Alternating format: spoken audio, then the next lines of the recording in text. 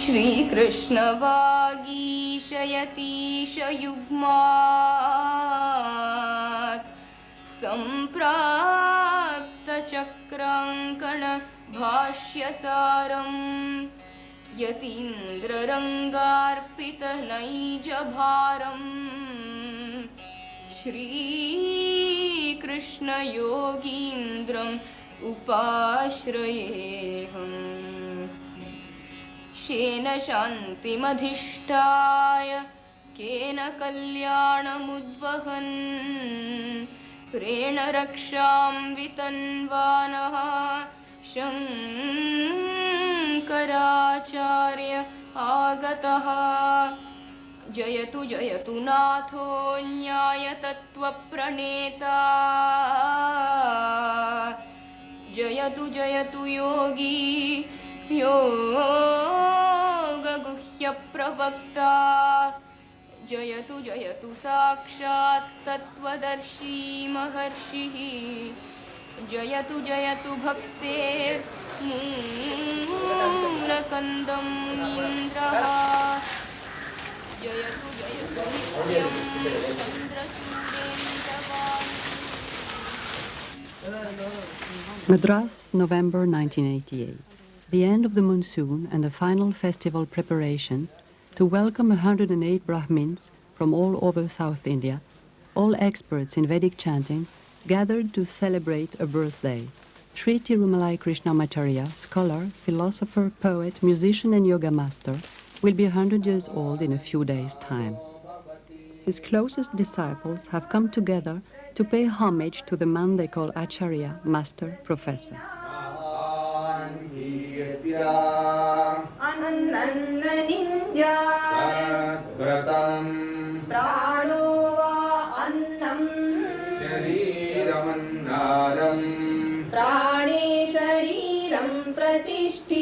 Sharire prana pratishthitaha Tadetannamanne pratishthitam Taya etadannamanne pratishthitam Veda pratitishthati Anandena jatani jivanti Anandam prayantyabhisamvisantiti Senaisha purnaha Nava esha purusha vidhajeva Tasya purusha vidhatam In order for the Vedic mantras, magic or sacred formulas, to be fully effective, they have to be chanted according to strict harmonious rules.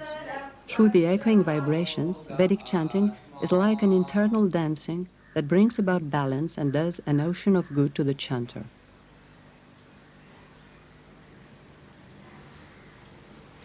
Now a well-known spiritual leader, the professor has never given up honoring the memory of his own master.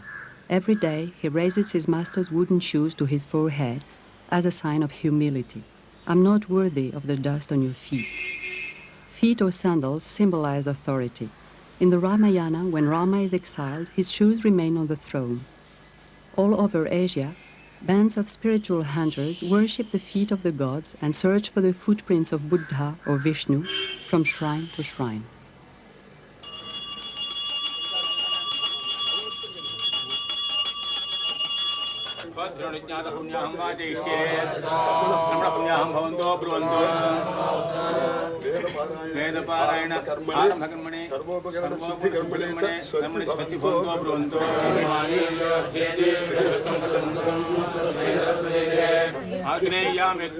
An opening puja, a daily ritual to welcome and worship the gods, is taking place in front of the professor's own shoes. The gods are offered a seat, some rice, fruit, flowers, ghee, water and perfume. Naturally, the gods who enjoy being spoiled find it impossible to resist a correctly given offering.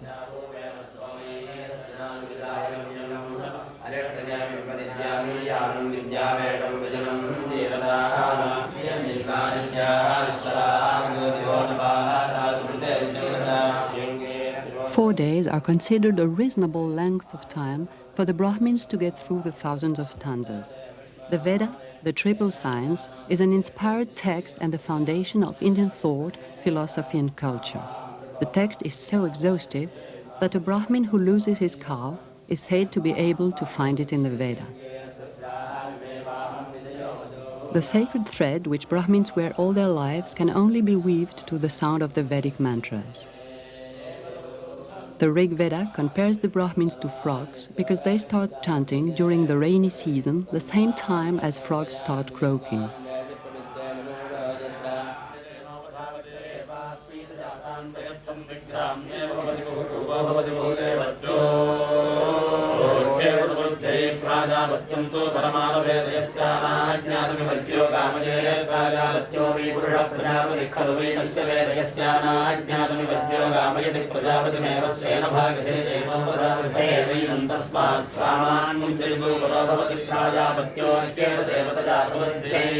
Vidodaganthoya Paripradangana Acharayat Vedamasa Vidure Ityarshya Srimad-Ramayane Ayodhya-kande Panchachatvarimsa Sargaha Tadastu Samadadhiram Brahmamastridhyaragavaha Sīdāmadhyucya Saumitrim Idam Bhajanma Pravīti Samsaddaha Dāvadeva Vayankalu Rathamarukya Gacchamaha Bandhānu Mukto Vikimato Bhuyopi Nedānim Ikshvaku Purvājanaha. Apart from the Veda, they must also read other texts chosen by the professor, the most famous of which is the Ramayana, 24,000 stanzas. Vilambena praptir bhajana sukamekasya vipulam parasya suprapaptihe paramidarasa jividaserdasa iti kapitarkika sammasya sarvadandra sudandrasya srimadvyangadanādasya vedāntācārya kritisho srimadragasya tresāre adhikāri vibhāgadhikāro aštamaha upāyaha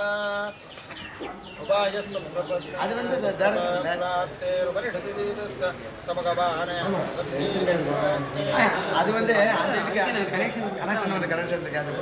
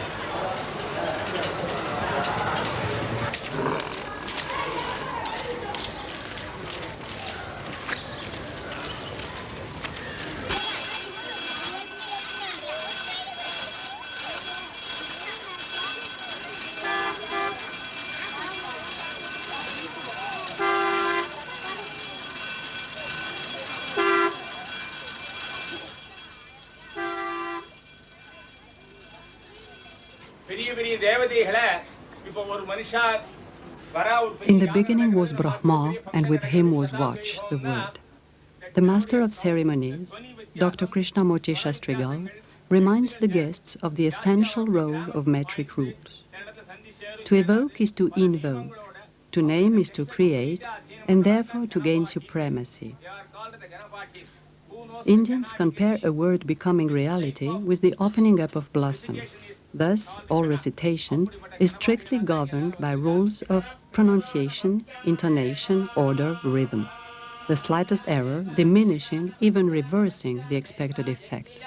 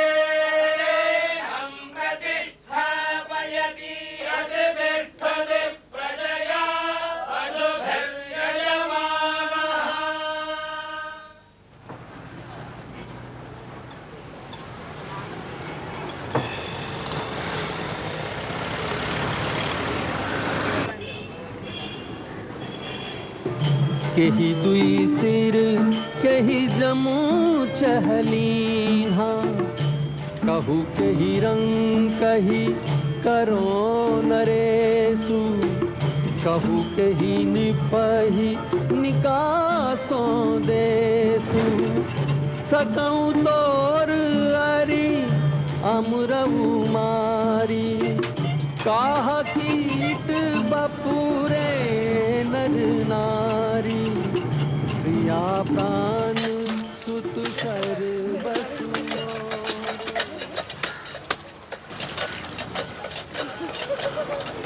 लोकस्य समाधानं केन क्रियते रामेण वा केन लोकानुगुणं भाषणं कृतं लोकानुगुणमिति न सामान्यतो दृष्ट्या अवलोकने भ्रात्रोर्विषयः तत्र वालिसुग्रीवयोः तस्मिन् विषये Right from his youth, the professor would take part in philosophical debates, a favorite with Indians. He would always win intellectual jousts or oratorical competitions.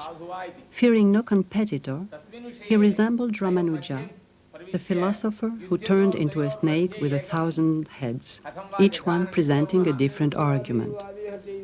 Long ago, in King Janaka's court, quite apart from the hordes of trophies at stake, the winner used to carry away all the qualifications of the loser.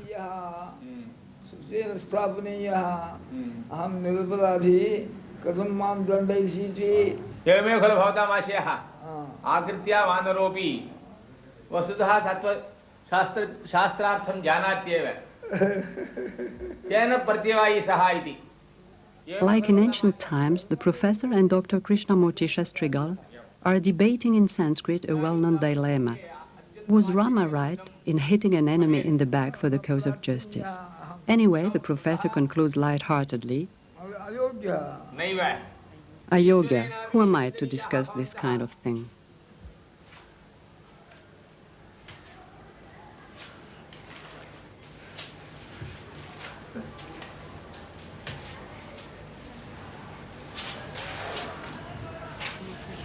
Every lesson follows an unalterable pattern. The student prostrates himself before his master.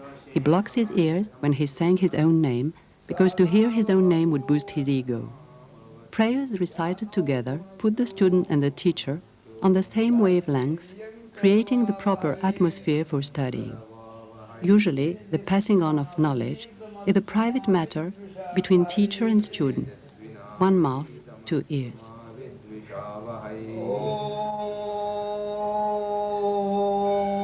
Mantra Om is so sacred that his name must not be taken lightly because he represents God himself. Protect us both, make us happy, give us the strength to work, enlighten our study, let us not grow to hate each other.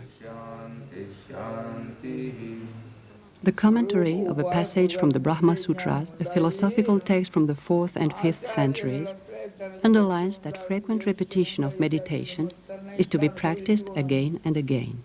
The professor, like every learned man in India, is first and foremost a pedagogue. To pass on knowledge is a necessity, because not to do it would be to murder the divine spirit. The master, the guru, without whom no knowledge can be acquired in depth, dispels the darkness of ignorance.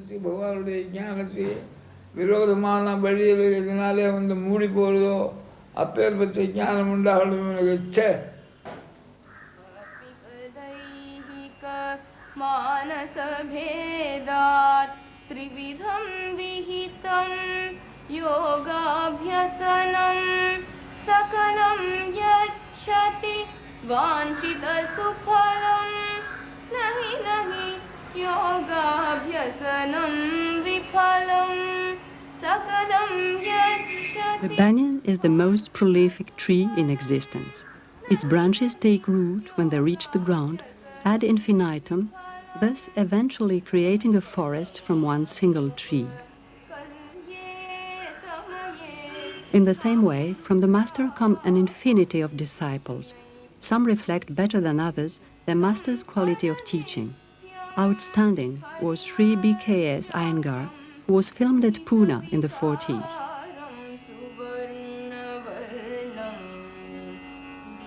दृष्ट्वा नित्यं बाह्यं मोहं मा कुरु मनसि ज्ञात्वा सर्वं बाह्यं अनित्यं निश्चिनु नित्यं पृथगात्मानं दृष्ट्वा स्मृत्वा स्पृष्ट्वा विषयं बाह्यं मोहं मा कुरु मनसि ज्ञात्वा सर्वं बाह्यं अनित्यं निश्चिनु नित्यं पृथगात्मानं. This is the famous Iyengar doing his asanas in his younger days, perhaps in 1940s again. You have the Vatayanasana, the Pashasana, the Upavishtakonasana, the type of Marichasana and Bharadwajasana.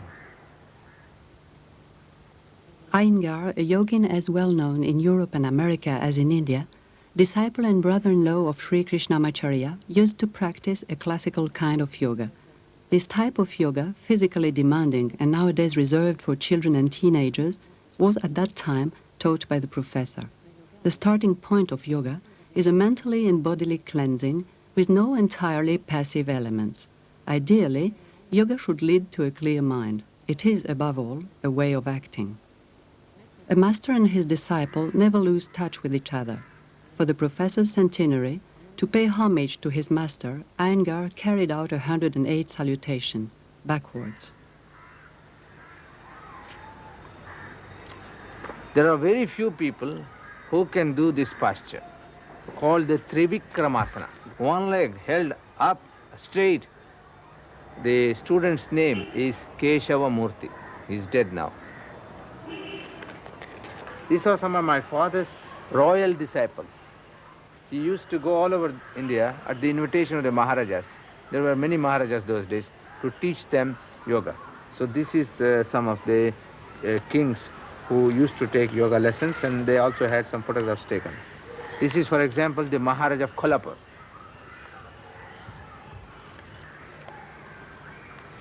This is the royal family doing yoga, the palace, Baroda palace, the king and his family and his physician. The physician of the king and the professor and the family.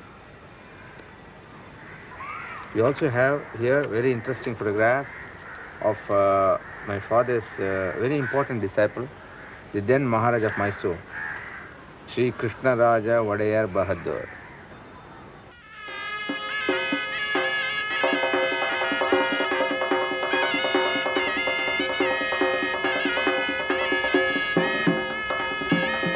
Tirumalai Krishnamacharya was born on the 18th of November 1888 into a well-educated Sri Vaishnavite Brahmin family in Muchukundapura, Chitradurga district, Mysore state.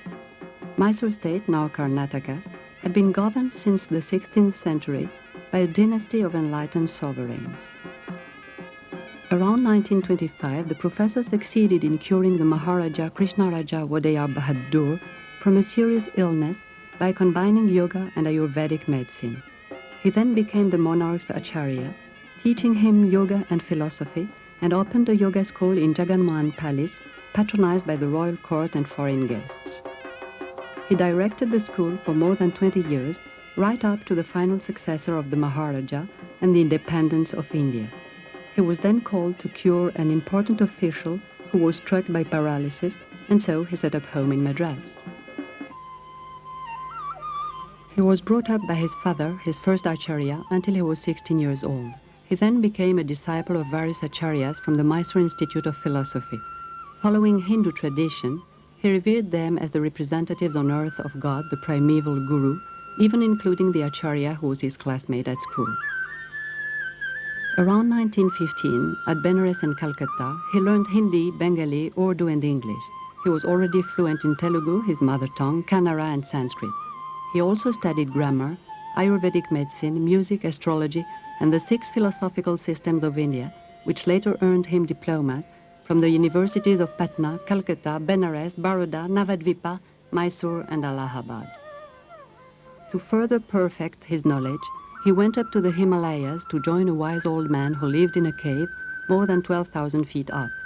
He finally reached Mount Kailash in Tibet, which is where Shiva lives and is considered as the world's axis.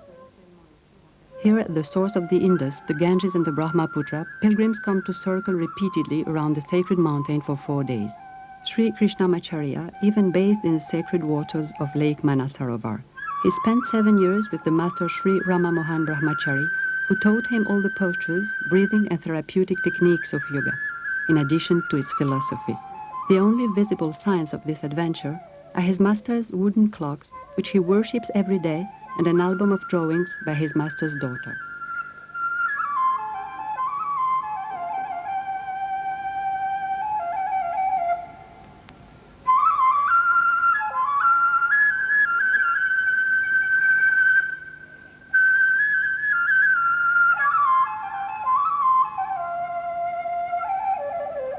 This photograph is something like the photograph we take after the convocation in India, after we have received all the certificates.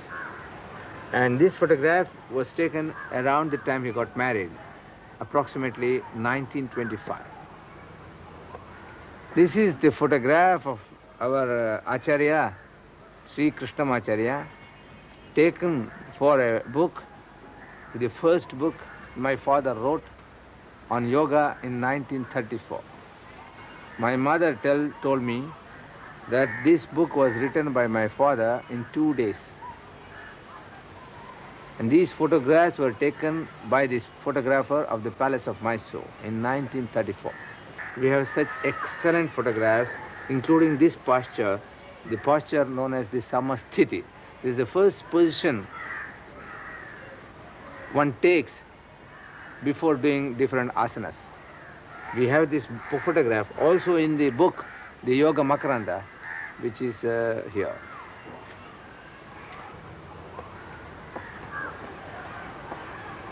You see, the Brahmins and other castes have to wear this sacred thread, the Yajnapavitam, throughout their life. You see this Yajnapavitam. Usually, as you have seen, it is worn. It runs from the left shoulder and goes down to the hip bone. But when the professor does his asanas, he wears them in the same fashion, except it is going round the neck twice and then worn like that. This is the way one should wear.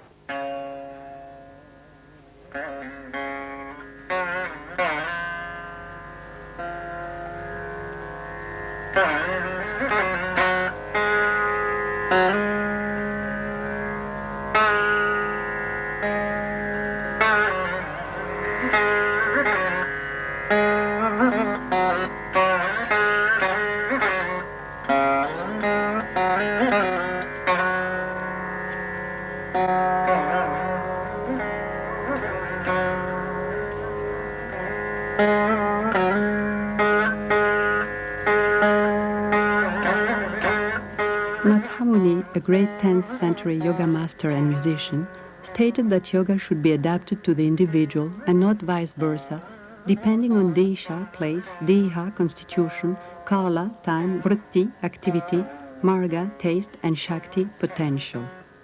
The professor has always honored these concepts. In addition, he was the first in his time to combine the effects of postures, asanas, and controlled breathing, pranayama, to reject all notion of unnecessary austerity and to apply the principle of Viniyoga, starting from reality and progressing step by step.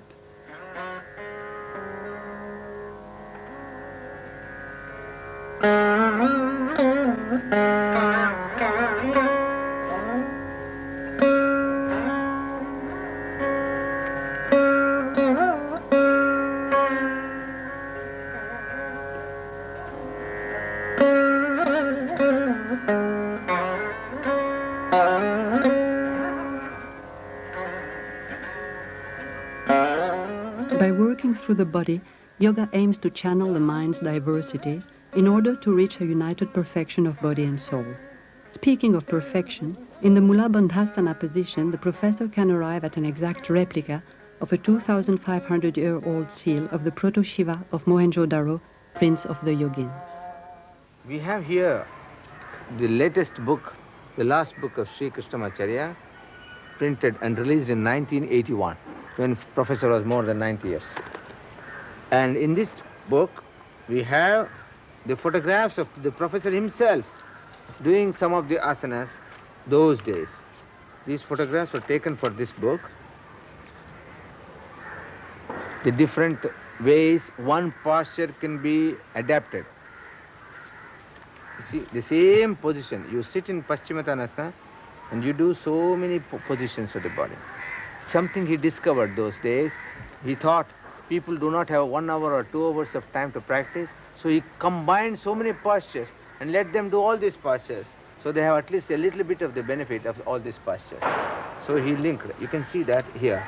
He took Padmasana, Padmasana bending, Padmasana twisting, half Padmasana twisting on the other side. Then he would go to Matsyendrasana, different types of Matsyendrasana. Then he would combine to Mahamudra, Marichasana. The professor has asked the photographer to take the front view and the back view.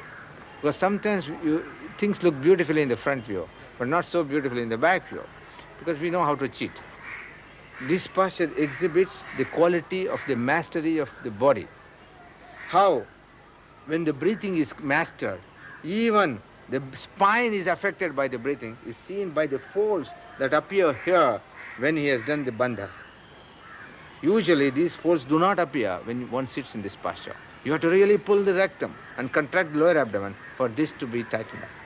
These photographs were taken to show the different gestures and the positions used in what is known as the Sandhya Vandanam, that is the daily prayer to the sun. One has to squat for taking the water, to do the pranayama, to take the water, to offer the water to the sun. At certain points, one has to stand and do the pranayama. And then the gestures, which you saw, the mudras, and then offering the water to the different gods. You can see the thread is exactly in the same position as usual.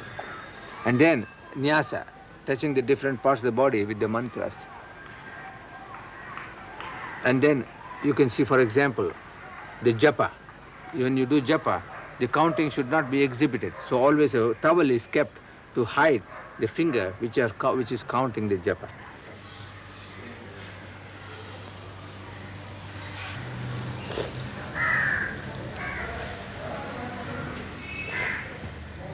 It is said that without the sandhya, the twilight ritual, the sun wouldn't rise. In order to encourage breathing, some water must be drunk. Then several drops must be sprinkled as an offering to the sun, whilst reciting the Gayatri. This prayer, strictly reserved for the Brahmins, also symbolizes the goddess of solar energy. O divine sunlight, may we have you with us to guide our thoughts.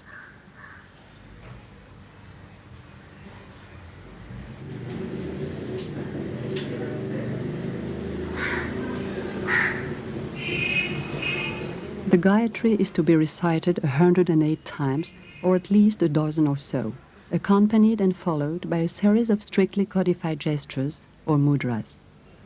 The professor would never dream of skipping through a ritual. The rigorous exactness and strict observance of the smallest of details are the only guarantees of the ritual's effectiveness and of keeping up tradition.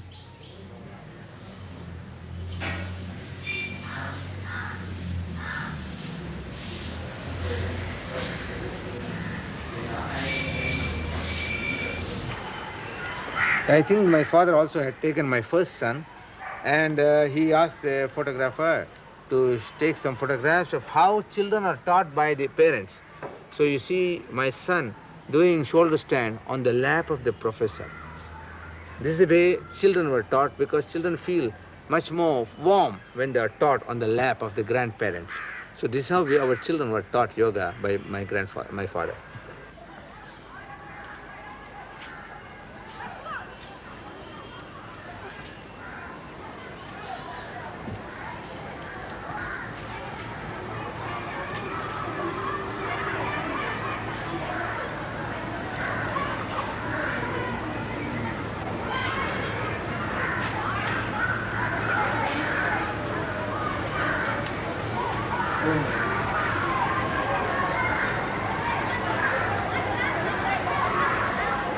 Right from the 30s, the professor was teaching yoga to women, to his daughters and to his wife. However, when he decided in 1964 to pass on Natha Muni's teachings on the subject to his disciples, the practice of yoga for Indian women was still coming up against strong resistance. As for the professor, he had long been welcoming foreign women amongst his students.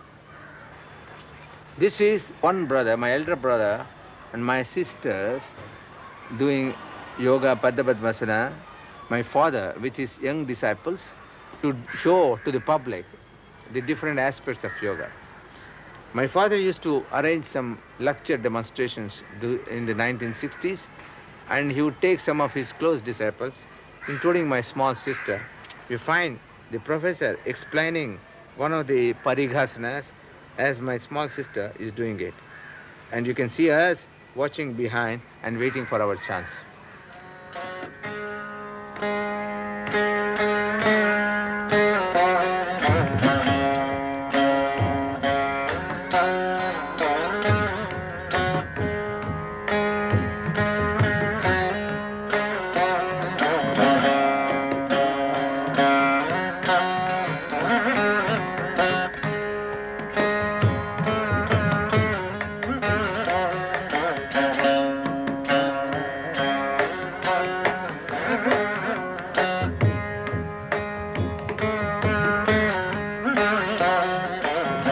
My father was able to even handle people who are known more for their obesity than for anything else. For example, this gentleman must have been at least 100 kilos, and my father was able to teach him even Sarvangasana, Halasana through great care.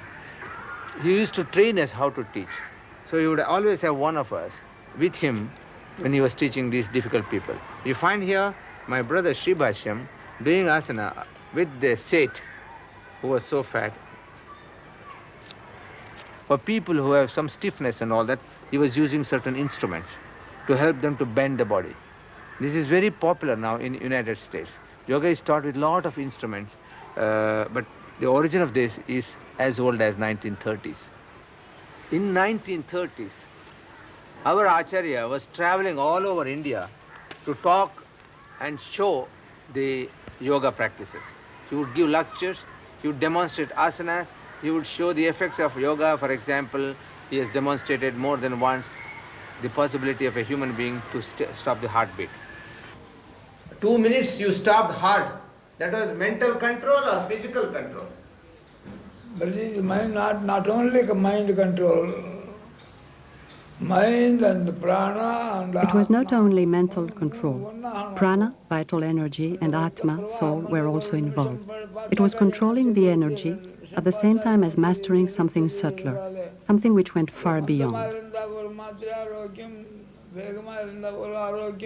Every individual has the right to the same number of breaths in their lifetime. Thus, slowing down your breathing lengthens your life. The importance of breath control in yoga comes from this principle. Ayurveda is the ancient Indian medical science of longevity. It is based on the doctrine of the three humors, wind, bile, and phlegm, which must be well balanced to prevent illness.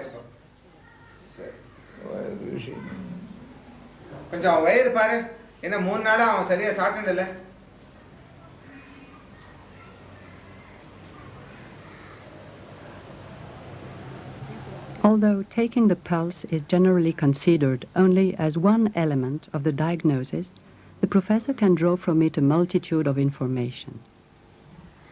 The combination of yoga and Ayurveda can be both a prevention and a cure. The professor calls it a veritable surgery without instruments.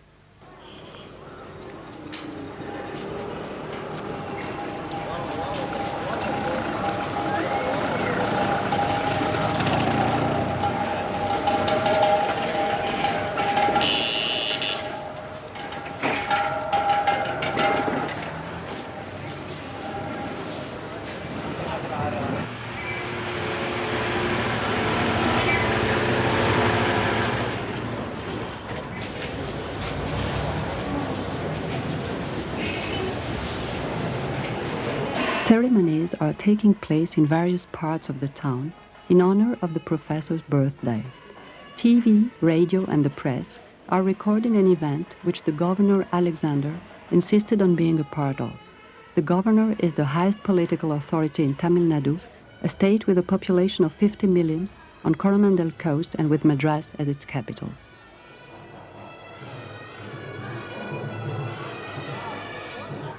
Surrender.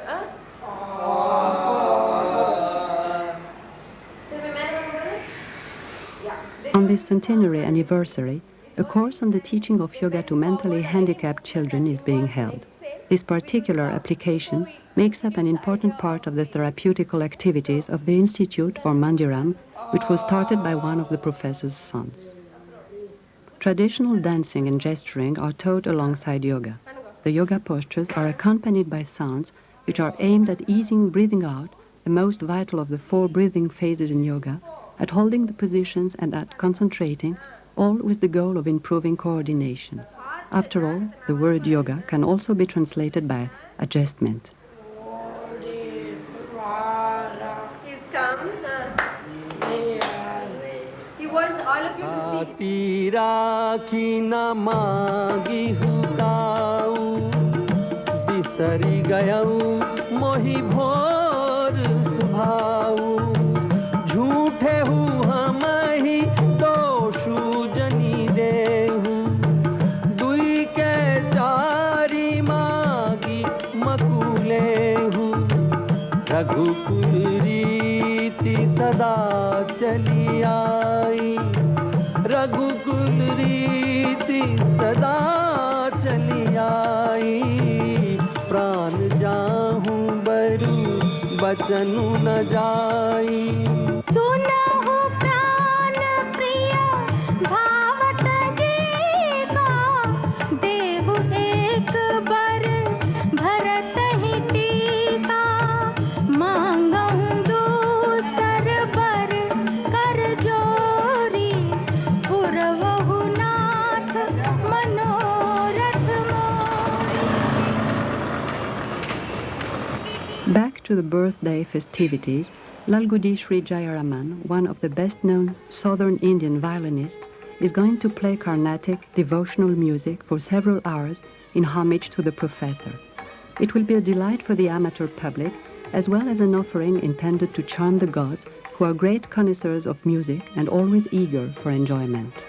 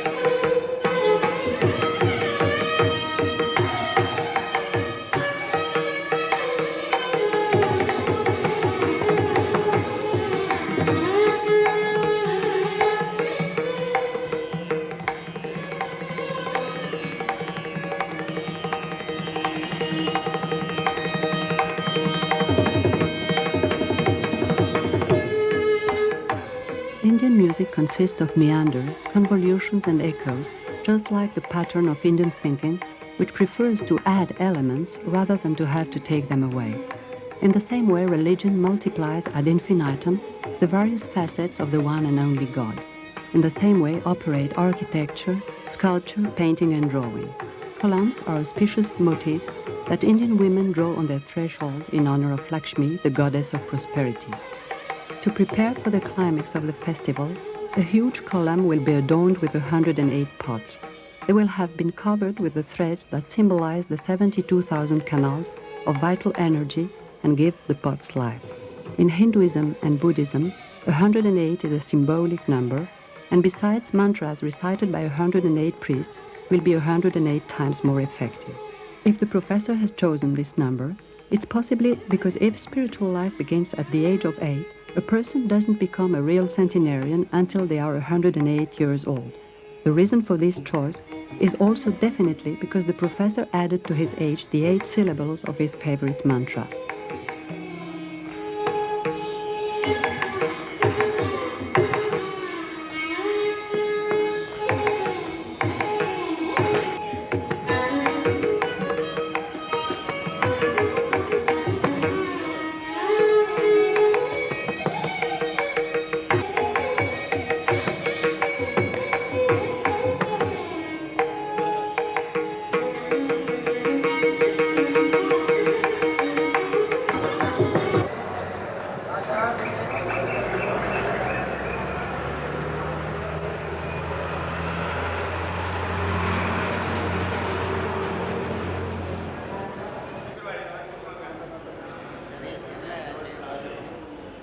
At dawn on the first day of the final ceremony, in the entrance hall of the temple, the 108 pots are not ready to fulfill their role until they have been given a head of coconut, mango tree leaves for their hair, vermilion marks for their eyes, and finally filled with water, signifying life, knowledge, and fertility.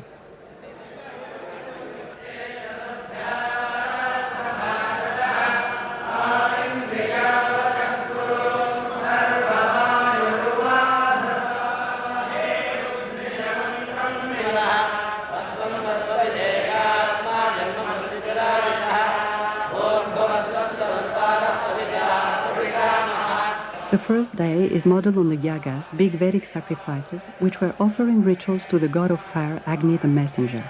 Agni's task is to seek out, to invite and to welcome the other gods, and then to offer them the gifts which are placed in the fire and are the source of their energy and immortality. After the litany of the 1,000 names of God, the Sudarshana Homam, a sacrifice which glorifies Vishnu's discus, his divine power, is carried out. 9 officiating priests each throw ritual delicacies into the fire 224 times, making a total of 2,016 times, to the sound of a mantra chanted 40 times by the 108 reciting priests, making a total of 4,320 times. Whatever the number, Hinduism has its multiple, André Malraux once said.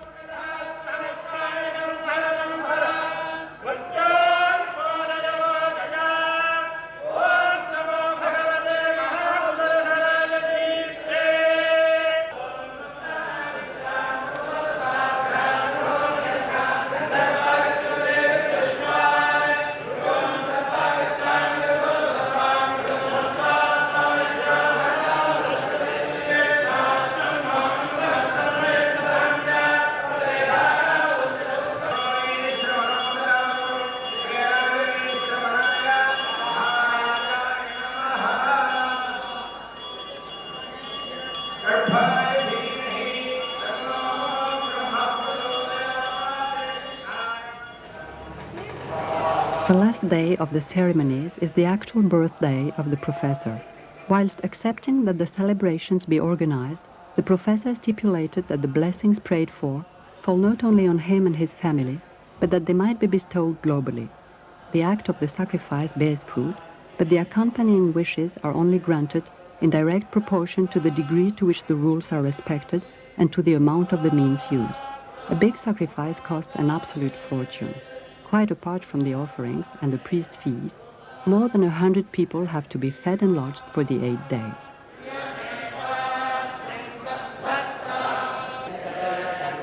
As for those who are still reading, they have only got a few hours left to get through the thousands of strophes.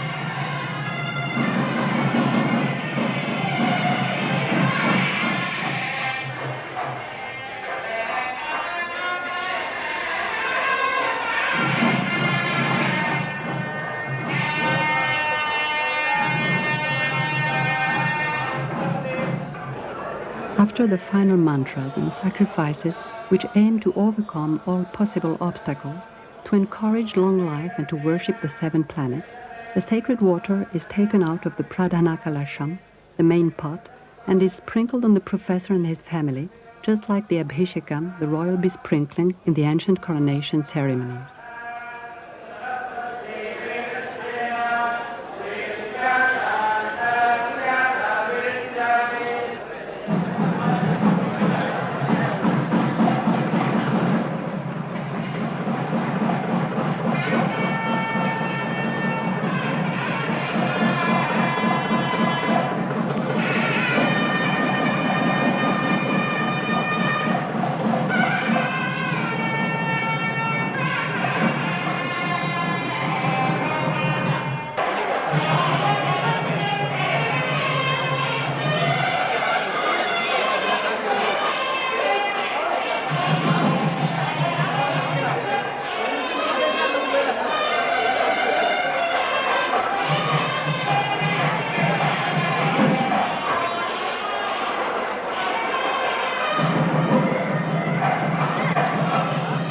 In return for showering the professor endlessly with gifts, speeches, and signs of deep respect, the people are given prasad by the professor, sacred rice and water, and ashes from the sacrificial fire.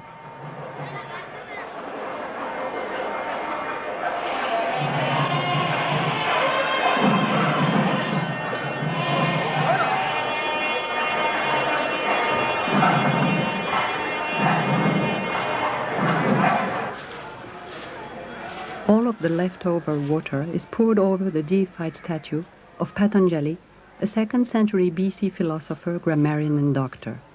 This statue is in the garden of the Mandiram, the institute where the professor's teachings are practiced. In the eyes of the participant, the ceremonies will have been a conclusion and a climax.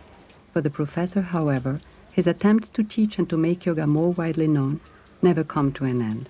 From Patanjali, the philosopher and intellectual guide he most respects, along with Nathamuni, he borrowed the Mandiram's motto, "The suffering to come can and should be avoided."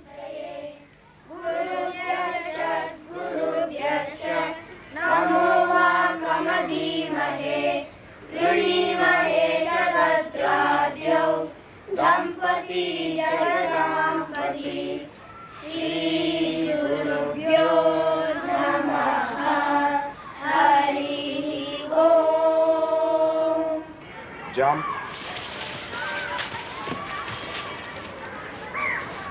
Inhale, Urdhva Mukha Svanasana. Urdhva Mukha Svanasana. Adho Mukha Svanasana.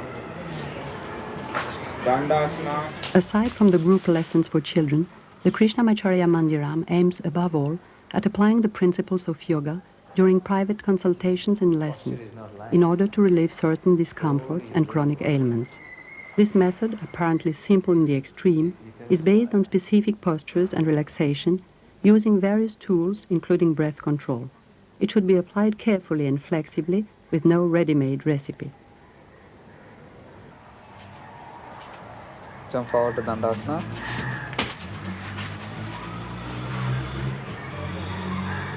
The most spectacular positions are nowadays only taught to children still supple and energetic. The modern lifestyle makes the practice of this kind of yoga less and less desirable for adults who are generally tired and rushed. It's therefore best to practice a yoga that matches the individual's needs and capabilities, and to teach yoga following the principle Yukta Shikshana. I will not teach you what is good for me or for others, I will only teach you what is good for you. In any case, yoga can only survive in the modern world by adapting itself. After all, its goal, for reasons of practicalness and efficiency, is to create harmony and balance, thus allowing each individual to get the best out of himself at the same time as being able to integrate himself fully into society.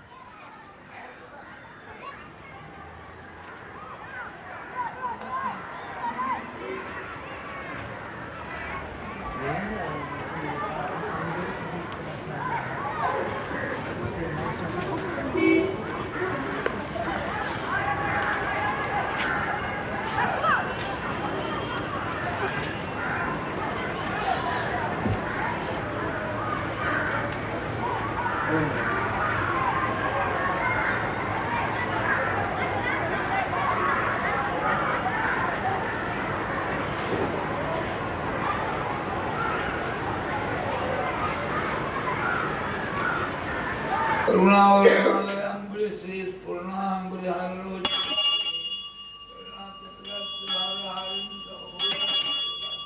Every man has 3 debts to pay during his lifetime: to the gods by offering sacrifices, to his ancestors by worshipping them and by ensuring the continuation of the family line, finally to the sages by studying and handing down knowledge. Following the code of Manu, the first king and legislator, the ancestor of the human race, having studied the sacred books, having procreated sons, having given sacrifices to the gods, each according to his own means, a man can seek freedom. Sri Tirumalai Krishnamacharya, the professor, has more than fulfilled his 3 sacred duties during a life full of ebullient, adventurous, multifarious, never-ending and demanding activity. He has finally reached the stage where he can dedicate himself to entire devotion, bhakti, done out of love and surrender, freed at last of all speculation. The puja is the most common ritual, the most family-orientated, the most familiar. The professor will have never stopped practicing it with rigor, vigor, and fervor, day by day, for 100 years of beatitude. Om apo vayugum sarvam vishwa bhutanyapa pranavapaha pasava apo musamapo namapa samradapo viradapo swaradapo chanda usyapo jyoti usyapo Veda mantra swarupa Namo Namo Jnana Pandita Swami Namo Namo Vekoti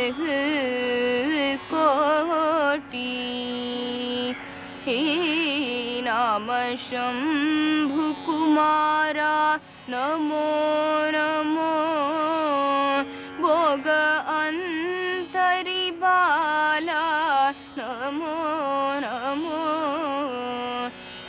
Nagabandha Mayura Namo Namo Para